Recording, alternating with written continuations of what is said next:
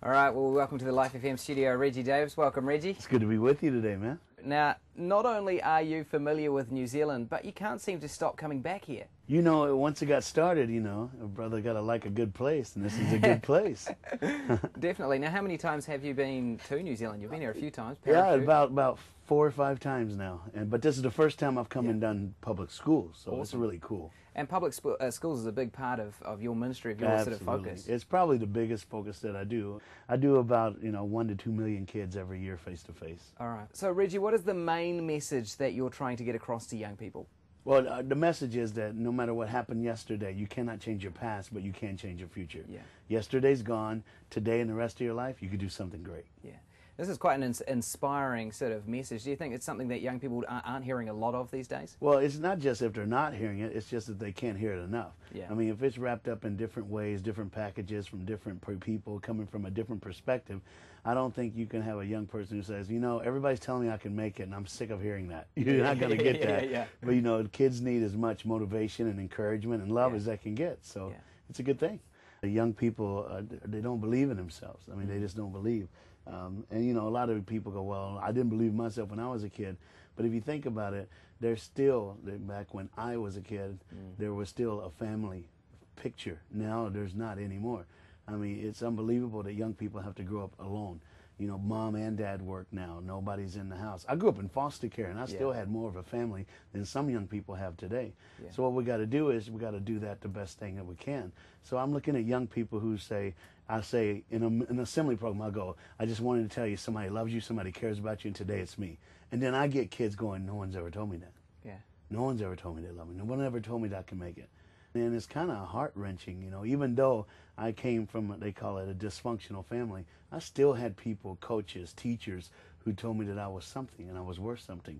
So I'm trying to do that for the rest of the world. So do you see that as being a problem that society has put on, or maybe culture these days? People aren't positive enough? I just don't think that. I think people are like, if I can make enough money so my kids can do this, they can have that education, they can have that makeup, they can have that video games, and they're going to love me and they're going to be all right. Yeah. When a kid sometimes will trade all that in for, hey, let's sit and talk. Yeah. So I just think it's the way we look at it is a little different. And how do these the kids react when you're sort of bringing elements of the Christian faith, or you're bringing God into it? Are they excited by that, or do you get some interesting reactions? Well, I think mainly because the way we go at it in a totally different way. So I come in, my first thing is, I'm here today to talk to you about life, but I'm also here to teach you how to talk black. I mean, so kids are laughing and everything. Then I go, then the day something happened to me that I wish it never happened. And in the words of a friend of mine who wrote a song, it says, I dare you to move. I dare you to pick yourself up off the floor like today never happened. Here's my day. And I tell them my story, how I grew up in foster care. Then I look at them and go, what was yours? Yeah. What hurt you? And that changes the whole dynamic of the whole thing. So, it's humor, it's serious, it's humor, and all of a sudden we're going on this little roller coaster ride that in the end, the bottom line is it doesn't matter what happened yesterday, you can make it. If I can make it, you can too. So I use myself as the example, and that sometimes kids like that. Awesome. All right. So what about things like modern technology, social networking, the internet? Are these things to be feared or celebrated? In the Christian realm, celebrate, because the Bible says the whole world would know, then he'll come back again. And I always wonder, how can the whole world know about Christ? But now we're getting more and more stuff to where this afternoon, I'll go back and I'll go on my Twitter and I'll tell my 3,000 people, hey, I was on your radio station today, da-da-da. And all of a sudden they know. And, this technology is made to be used. Yeah. Absolutely. So use it for your favor. That's sort of like relating to people, and I mean, you've got to do that, don't you? You have to relate to people where they're at. Absolutely. And that's cool. That's what Jesus did.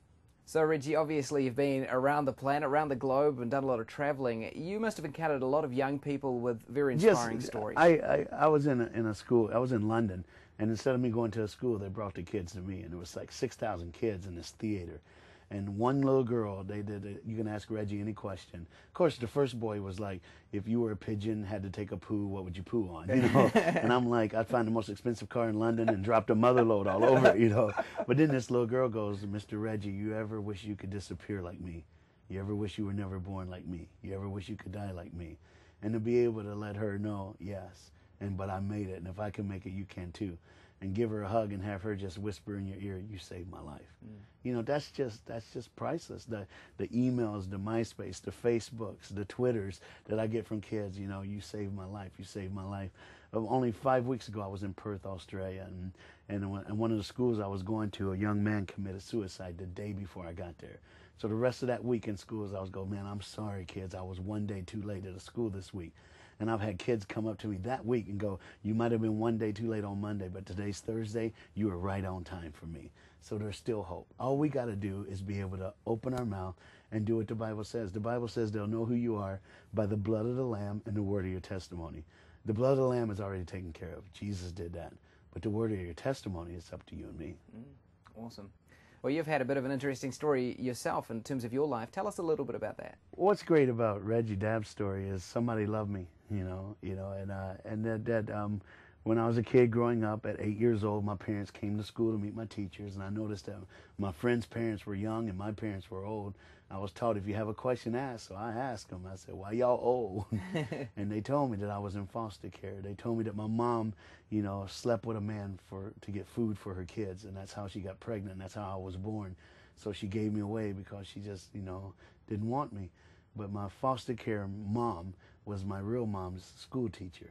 So I was raised by a public school teacher, and now I speak in schools. It's almost as if God goes, I'll make a modern day Moses, raise him up from where he's going and send him back in. So I get to look at teachers and say, if it wasn't for people like you, boys like me wouldn't be men like me. So not only am I speaking to the students' life, I'm speaking to the teachers, the faculty, the staff life, and letting them know that they can make it. And I believe I got a great story. I mean, my foster care parents love me. Finally, the day came, you got to let somebody love you. So I said, I'll let them love me. And to me, it broke my heart because then they died. So I'm thinking now everything I touch dies, but God has always been there, and I live with them in me. I wouldn't know Jesus if it wasn't for that teacher. So every teacher in the world, if you're listening or if you're watching, thank you so much, because boys like me, we need people like you. Well, you've famously not touched cigarettes, drugs, or alcohol. No. Was it easy for you to resist these temptations? Well, one, I had a foster care dad who, when he came to school, all my friends ran to the school yelling King Kong, all right? So my dad was big. He had a deep voice, and he told me if I did drugs, he'd kill me, okay? So it started with fear of my dad. But as I got older, even my foster care dad was like, "You don't know your father. You don't know if he had an alcohol problem. You don't know if he did this. You don't know if he did that." And he says, "I believe that stuff can be handed down." He says, "But if you never start it, you won't know that curse. So let's not start it." And it was pretty cool the way he taught me, I don't need that. I don't need that. And even if you think drinking's right or wrong, I work for young people. I mean, I'm in the public eye as the fighter, the ambassador of the youth of the world. If I have a beer in my hand, it may not think it's no big deal. But a kid will go, "Oh, Reggie drinks, then I can drink." And a kid will always take what you do to the extreme. So I'm not going to be the cause of a kid getting an addiction. I'm not going to do it. So I literally thought, man, it's a great sacrifice for what I'm doing. And so that's the way I do it. Well, if we were a little more selfish, I'd say just move here and stay here eventually. Yeah. There's so many kids, man. I'm never in one place too long, but it's good, dude. It's good to be with you. And thanks for what your radio, your television station is doing, because there are young people and adults who are hurting, and they're watching this, and they're finding hope. Thanks for what you guys do. Cool. Thank you, Reggie. Great talking to you. Have a good day.